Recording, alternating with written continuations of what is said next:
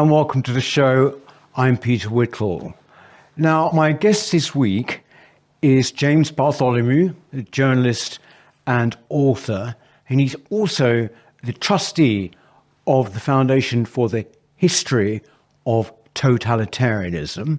He's been on the show before, some time ago, but the work that you've been doing, James, is quite extraordinary and extraordinarily important. And I wanted to start actually talking to you this time, because it's about 2 or 3 years ago, about the book that you've just produced. It's by Giles Udy, and it is called At Dawn They Came. And it's basically a beautiful book, that's the way it's done. It's actually a description, very succinctly put and described, of the terror, basically, the Soviet terror, which would go from when to when, would you say, James? Well, the book is specifically from 1917 to 1953. It's very precise. Yes.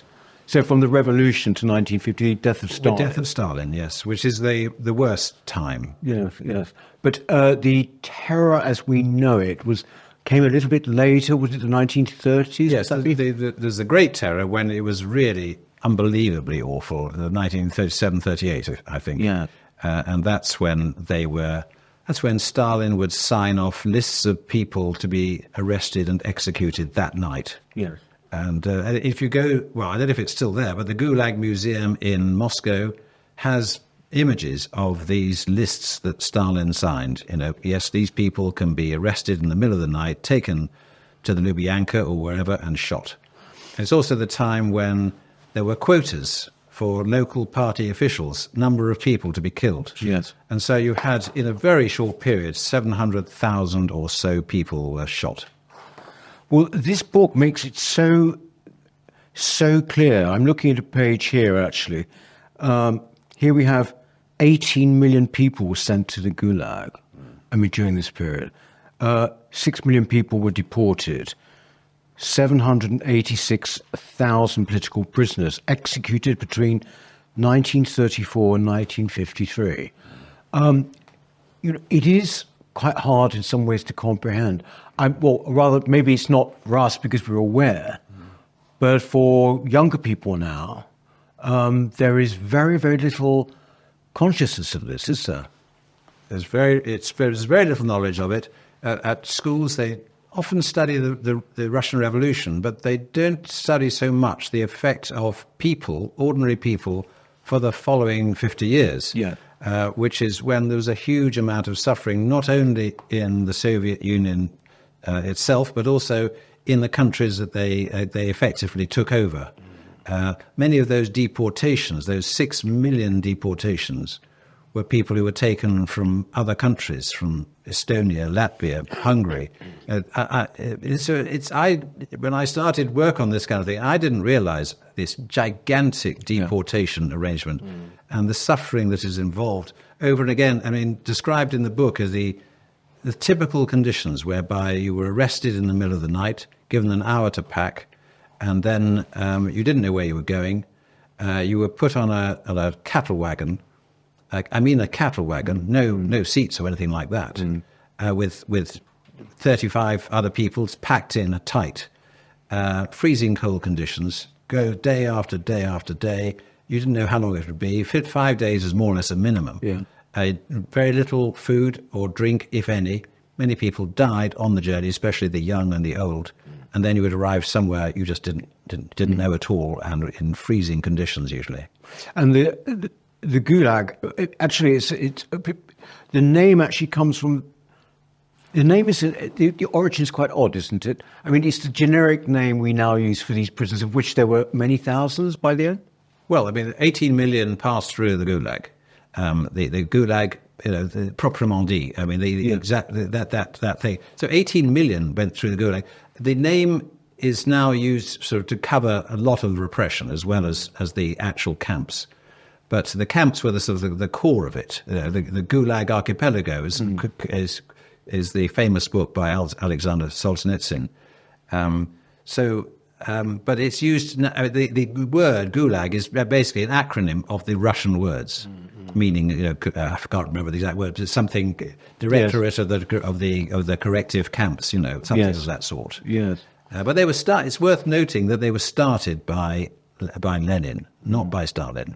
First one was started by Lenin. Exactly. The year after, I believe, wasn't it about 1921, something like that? Yes, I think the NKVD was started more or less straight away. The Secret Service, which was arresting and killing people, and then the concentration camps were created soon after. Within Lenin's own time, over 100 concentration camps were made, and their first embryo Gulag camp of forced labor was made, I think, at Solovki. Yeah. But they spread. The book has a map in it of the main Gulag camps, just the main ones. Mm-hmm. And if you haven't seen it before, you suddenly realise there were hundreds of these camps. Yes. How would you otherwise have 18 million pass through you if you didn't have hundreds of these camps? And each one would have sub-camps and sub-camps. It was an amazing organisation, apart from anything else. It was, and many of them were in the most ghastly places that you couldn't pay people to go to. You mean sort of beyond freezing? Yes, the Arctic Circle. Yeah. And one of the people I have interviewed, because I've interviewed a lot of people, and some of them were in the Gulag, and one of them I interviewed described being in Kolyma, which is the most notorious area of Gulag camps, because it was so incredibly cold and remote. You couldn't get there by road or rail. You had to go by ship in summer, otherwise it was iced over. And she describes, they were allowed to take you out at minus 40 degrees centigrade. That was fine. You could be taken out without decent clothes in minus 40 degrees centigrade. Unbelievable. But then it might get colder during the day. You would be in minus 45 degrees. The frostbite. And indeed, the Gulag Museum in Moscow has masks that were created by prisoners out of textiles to cover their faces, so that they wouldn't lose their noses, so that their faces would survive the frostbite. People came away without toes, without fingers, without noses. It is beyond belief, the suffering. Yes. Also, there is a very vivid picture here. The Washington COVID memorial. The reason I think you've included this is that it's this vast memorial, as you can see here, vast memorial, and this approximates, or actually slightly less than, the number of people who died, who were shot. And then a further 685,000 were sent to Gulag camps. But this is the same as in the number of people who were shot. Quite extraordinary. But the point of your foundation is actually to make sure that people know about this, isn't it? Yes. Amongst people who swim in these waters or whatever, James, obviously we can maybe take it as read, we know a bit about it, but the majority of people still, and especially young people, still do not know about this, do they? They don't know the extent of it. When you say that the foundation is the history of totalitarianism, it's not just Soviet, is it? No. We deal with the Nazis and the fascists as well. So it's we have an annual essay prize for sixth formers, right? And last year, the subject of the essay prize was repression in pre-war Nazi Germany. Right. And so we had over 100 students writing 2,000-word essays about this actually very complex and difficult subject, because it really, each development, each ratcheting up of the oppression of Jews and of others took place is over a period of time and got worse and worse and worse. Yeah. And that's one of the ways in which totalitarian regimes work, by starting relatively gently, then getting worse, and they don't deport everybody at the same time. They don't put everyone in the Gulag at the same time. Then there would be a revolt. No, it's slice by slice by slice. So you're always picking people off, and people always hope that they will not be picked off. Who would have been the kind of people to be picked off? Well, anybody. It depends which country. The classic example is Poland, where when they took over, they interviewed a lot of the officers who had been defeated when Russia invaded half of Poland and Hitler took the other half. they interviewed them, saw what their attitude was. If they were people who were willing to go along with the new regime, then they might be allowed to live. Right. But the head of the NKVD wrote to Stalin and say there are these 22,000 or so prisoners who are members of the elite, mostly officers, but also priests, academics, people who are members of what they would regard as the elite. Yes. And they took them and they shot them one by one. It's known as the Katyn massacre because about a third of them were literally shot over a mass grave in a Katyn forest. So it's usually, I mean, to answer your question more generally, it's usually members of the elite who might possibly, the bourgeoisie.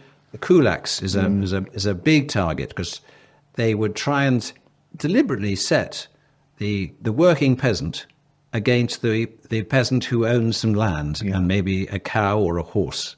So they would deliberately set them against each other. And by saying this, the kulak, the one who has land and a bit of land and a little property, he is your enemy. He's taking away your wealth. He needs to be equal. Yeah. And so they would try and set them against each other. And Lenin set out a infamous message saying, kill 100 kulaks, hang them up in public, deliberately trying to terrorize people. He didn't care. There was no legal process. There was no caring about whether this was fair or not. Yeah. It was just to get what they would regard as the enemy class and to sow division within the community so that they could rule. And this happened again, for example, under Pol Pot. Oh, well, yes. I mean, Pol Pot you could be killed for wearing glasses because that showed you were bourgeois or educated. So, I mean, the death toll in Cambodia under Pol Pot was the highest as a proportion of the population of any communist country, and that's saying something. It's 23%, if I remember rightly. I think there's something like 2 million people. Yeah, I mean, in a small country. Yeah, it's a small country. And one of the people I've interviewed, he kept on saying, and this was, sometimes it's very emotional, these interviews, he kept on saying, I was lucky. I was lucky because some group of people were told to go by the Khmer Rouge. They were told to go to the left and some were told to the right. All the ones who went to the left were killed. All of them. He went to the right. At night time, you didn't know who might be picked up and taken away and shot. You know, it was you had to confess how bad you were in evening sessions. To say I've been a counter-revolutionary, I'm very bad. These sort of sessions of admitting and condemning each other, absolutely horrific. And he kept on saying he was lucky. I think he was in a family of 11. 2 of them survived. He heard about his mother's death from his sister, who said that her last words was, "Can I have a bit of rice?" And she didn't mean a large bowl, just a bit. She was literally starving to death because there was a famine, as well as killing people in the most grotesque ways, including because they didn't want to waste bullets, killing them with pickaxes, burying them alive, things like that. It's absolutely beyond belief. And incidentally, The Killing Fields, the film, it's an old film, but it's won an Academy Award. It's a really good film, and if anybody wants to see how awful it was, that's not a bad introduction. There's this kind of, when people are making comparisons in history, and they say, well, actually, communist regimes killed far more people. It's than say like the Nazis or whatever. I mean, it's a pretty ghastly, sort of pantheon to come up with. But it seems to me that in the Soviet Union, it was sort of constructive death, wasn't it? I mean, it kind of manufactured famines. I mean, thinking you got most famously the Holodomor, which I think is actually the anniversary which is coming up, is it not? That's right. Yes, the Holodomor is remembered on the 4th Saturday in November every year, and it's commemorated in Ukrainian churches. And this year, it so happens it's going to be commemorated at a service in Canterbury Cathedral, right, where the Ukrainian ambassador will be there. Yes, it's most people have never heard of the Holodomor, and it's a famine which was what is referred to as a man-made famine, because it need not have happened. Yeah. It was enforced by Stalin against the Ukrainian people, and also other people as well, but primarily, most notably against the Ukrainian people. It's now got pretty clear estimates, because previously estimates were were guesses, really. Now we have a pretty clear idea that about 3.9 million people died of starvation in this famine, which Stalin enforced. And when I say enforced, you were not allowed to go to the town from the countryside to try to get food. People were dying in the streets, and there are pictures of people lying in the streets dead. It was, and yet at the same time, Stalin was exporting grain while people were starving in Ukraine. There was, as I think Giles says in his book, there was 1 ton of grain was exported for every person who died. These deaths were not necessary. It's basically, the Ukrainians were a bit troublesome as far as he was concerned in terms of his maintaining his dictatorial rule, and so he killed them. He killed them through starvation. And this is one of the most horrific acts in history. And we've now got on our website of the foundation, we have a free to download lessons which teachers can give, assemblies which teachers or indeed students could give at an assembly. And we also have employed a former teacher to offer free lessons to schools through October, November, and maybe into December. So she's giving lessons today. She's been given a lesson in a London school, and she's going to 19 different schools, giving lessons that children are apparently extremely engaged, and the schools are very appreciative of it. This is not it's not impossible to get some of this information out. And well, you've produced something. Yeah, we produced a booklet. Which gives you the bare facts, in quite a well-designed way, I think it's fair to say. It's beautifully done. It's got some of the photographs. So there's the one with the dead bodies here lying in the street. It's got the bare statistics. And we have a badge, which I wear here in November. Both of these are available on the website if you go through the learning about the Holodomor part of the website, you can buy these booklets and this badges. And you also got interviews, haven't you, up on your website with interviews you've done with people. Generally, I mean, since you've been going, you've collected an archive. Yeah, absolutely. Yes, I mean the interview about the Holodomor is on the foundation website with Anne Applebaum, who wrote the book. About the Holodomor. She calls it Red Famine. And it's the authoritative book on the subject. We have another organization, the Museum of Communist Terror, and that one, of which I'm the director, and that has a much bigger archive of interviews, including with the woman I mentioned who was sent to the Gulag and who was sent out in minus 40 degrees centigrade, and told to do things like lie down. If a group of workers, somehow did something the guards didn't like, they would be told to lie down on their faces in the snow, and then stand up, and then lie down again. And she's we got 3 videos of her, because she didn't tell me till later that she actually had a love affair while in the Gulag, but she never met the man with whom she had the love affair, because they exchanged letters. Really? And I thought it was a very touching story, and she never in her life has met this man. We refer to the fact that, you're producing this up because people don't know about it. I think I know why they don't, and that is that basically, obviously, fascism, Nazism should be taught, but there has, at least amongst the European and Western intelligentsia, been this kind of sort of admiration, if you like, for the aims of communism, if nothing else, and a kind of blind spot. So it's just not really taught. I mean, we did a report on this here some years ago about, I think it was back in 2017, so that would have been like the 100th anniversary of the Russian Revolution. And it was essentially saying, who do you think has been the most, murderous, the most murderous people in history, the most sort of, ugly tyrants?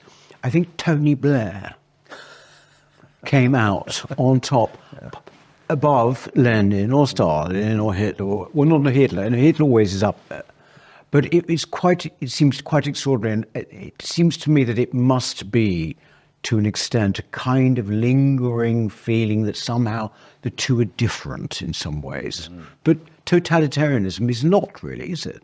Yeah, I mean, I think you're right. It's the classic thing, which has always been the case. They meant well. Yeah. So it ended with 80 to 100 million deaths and starvation and misery, but they meant well. And so that I think is very influential on a lot of people. Yes. Regardless of the outcome, they Still, meant well. I think, you could apply this to other institutions in Britain too. They mean well, even though the results are not good. So I think that's key to it. I think there are some other factors that the people who are of that view tend to concentrate in academia. So they write the textbooks. There's famous people of that disposition like Eric Hobsbawm, who've been influential in writing history books. I think there's another factor, which is just a matter of realpolitik. We allied with Stalin during the war. We were helping him. We were sending him equipment and money and so on and so forth in the war because Hitler. Initially, Stalin was allied with Hitler, but then Hitler invaded Russia, and so Stalin had to change sides, and so we became allies. We didn't choose to be allies, but we had the same enemy. Yeah. And so, as a result of that, we were said lots of nice things about the Soviet Union. It was part of the British propaganda. And so we soft-pedaled all the things that were going badly wrong. And the same thing happened after the war with Yugoslavia, when we thought Yugoslavia could be maybe separated from the Soviet Union. We were very nice about Romania, Ceausescu, and also about Yugoslavia. And we soft-pedaled the fact that these were terrible dictatorships that were oppressing their people most horribly. So the Foreign Office has a lot to do with as it were, the grey washing of Soviet history. You mentioned there Hobsbawm, the historian, Marxist historian. As I think as recently as the 1990s, he famously on Newsnight, BBC Newsnight, more or less said, or I think he explicitly said, yes, I still think it was worthwhile, even if it meant a few million deaths. I think he was asked the question, if you had achieved a communist state, would it be worth 1 million deaths? And he said yes. I'm not sure whether it was Newsnight or whether it was Desert Island Discs, but anyway, he's somewhere. It was, I think, he was being interviewed by Michael Ignatieff. Now, there's a name. Right. Yes, remember. I'm sure it was that. But I remember at the time, it was commented even at the time, if someone had said that about, say, the Nazis or something like that, that would have been end of career, quite rightly, you might say. Yes. But if the guy went on. Yes. Well, I mean, there's a lovely quote by Orwell, which I think is the title of one of these chapters. And he says, because Orwell is so brilliant at this sort of thing, there is something wrong with a regime that needs a pyramid of corpses every few years. Yeah. And there is, you may not be able to put your finger on what it is. They may mean well, but there's something wrong with a system that needs a pyramid of corpses. Also, maybe there's something wrong with our system where we still lionize some of these people. I mean, you wrote a piece in The Spectator recently, which called My Eye, which was about Che Guevara, and basically saying we should, stop kind of like, celebrating him as some kind of, well, not us, but many people still, he's kind of chic, isn't he? He's up there on T-shirts and this image of him in a beret still lingers as a kind of romantic revolutionary, doesn't it? Yeah, the thing is, he photographed well. Right. He looks dashing and handsome. It's a famous photograph that was taken by a photographer, a professional photographer in Cuba at a funeral. And I always suspected that he was not quite the great hero. And so I thought, I can't go on listening to this stuff. Let's really look into the history of Che Guevara. What did he do? What did he say? What did he think? And so we did a lot of investigation and came up to the conclusion that he was a murderous, bloodthirsty sadist who really didn't. He was a narcissist as well. I mean, he was absolutely brutal. There's one story about him. There was a boy of 14 years old who pushed into a communal cell in the prison camp which Guevara was running, and the boy said, "Oh, I've been in prison because I tried to defend my father who was being arrested," and then the boy was taken out of the cell by guards, and the other prisoners thought, surely he can't kill a 14-year-old boy. He was taken out into the yard, and Guevara was in the yard with his gun, sort of, showing off, and the boy was brought in front of him, and the boy very bravely said. Guevara said to him, "Kneel down." The boy very bravely said, "No, if you're going to kill me, I'll be standing up." And Guevara didn't care. He just shot him in the neck, more or less decapitated him, because only a boy. He shot a defenseless boy.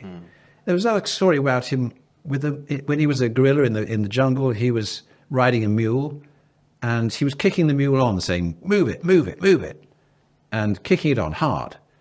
The mule, being a mule, didn't hurry up.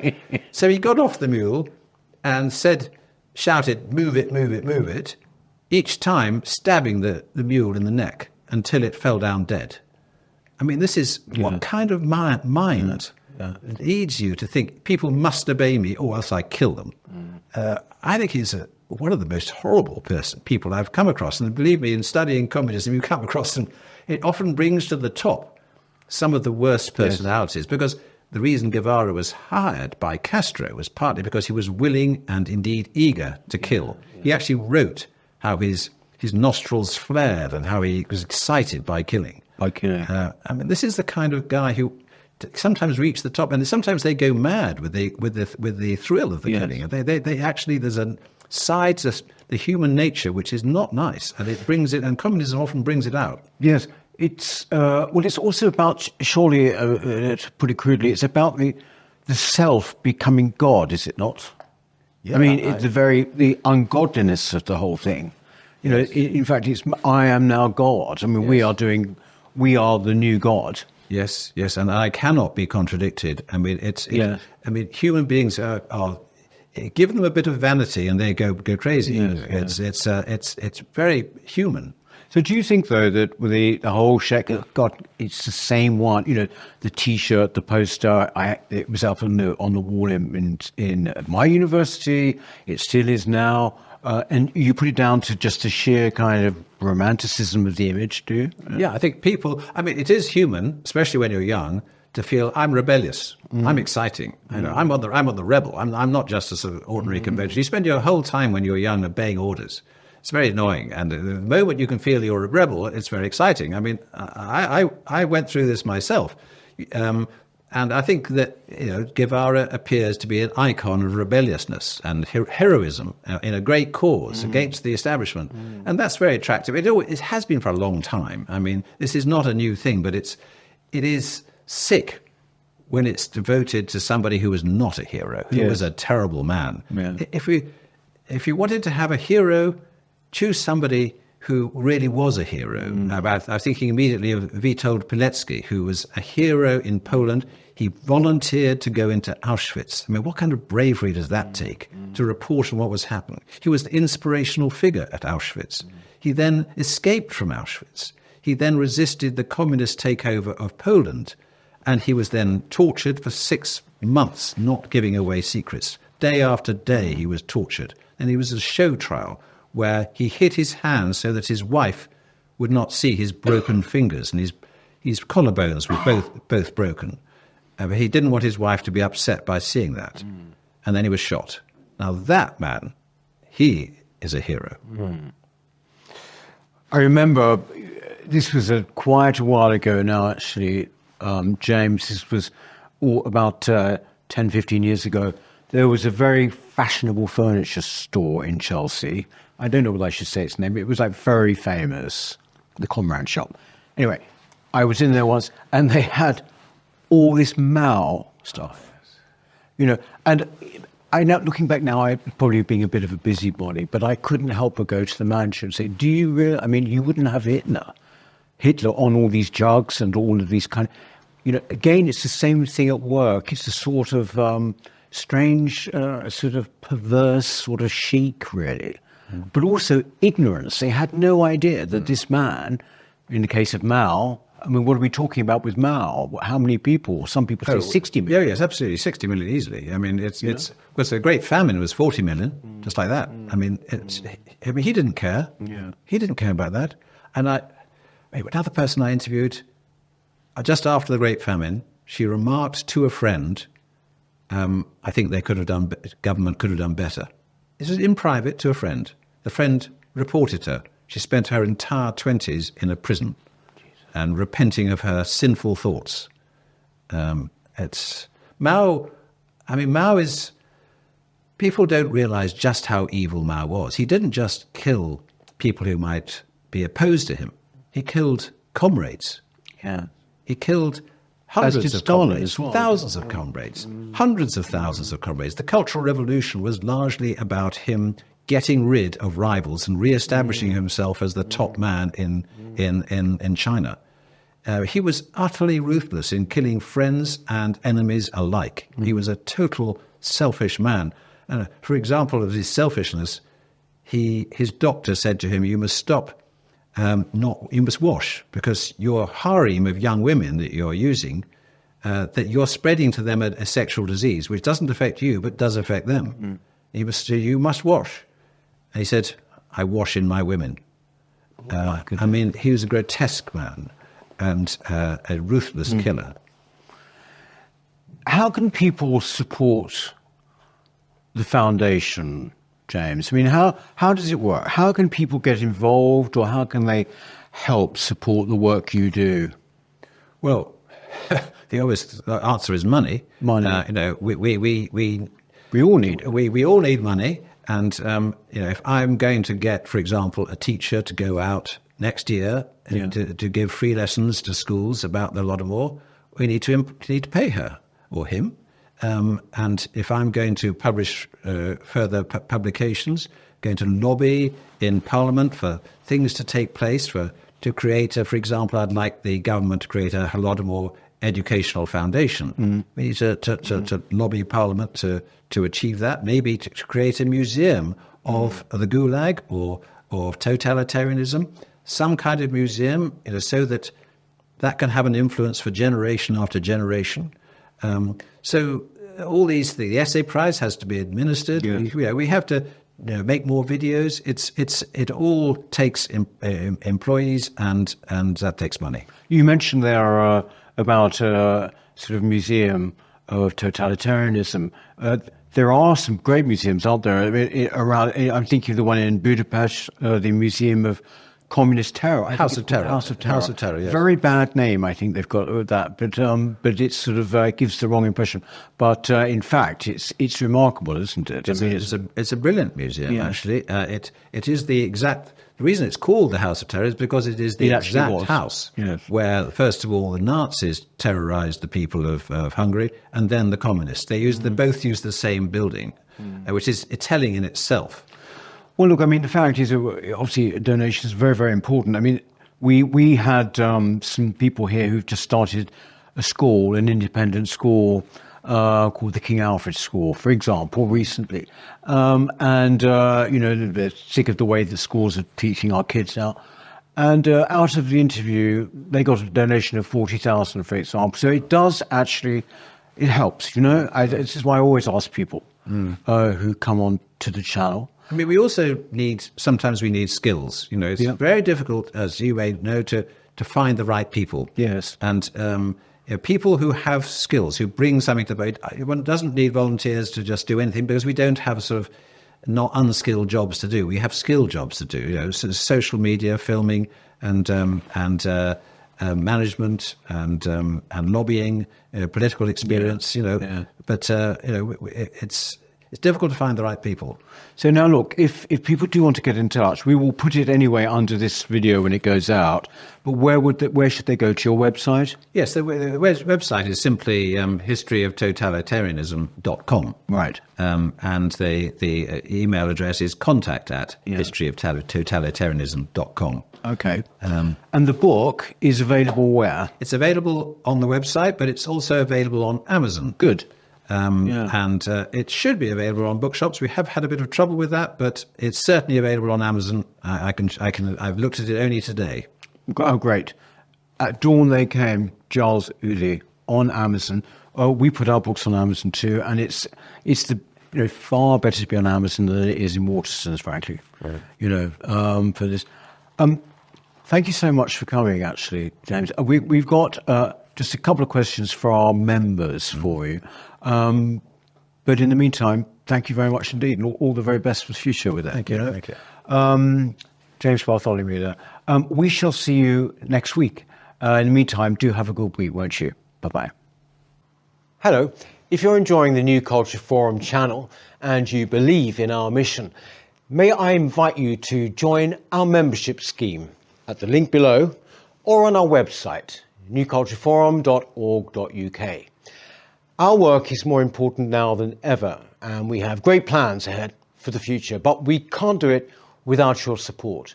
From as little as £3 per month, you can help ensure that we continue on our mission.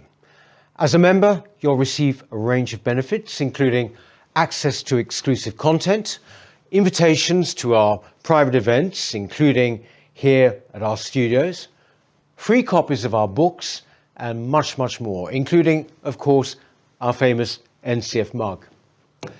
If you aren't able to become a member, then please help us by clicking this button and subscribing to our channel. It's completely free. Just remember to also click the bell icon so that you can get notifications when we post new videos. Thank you.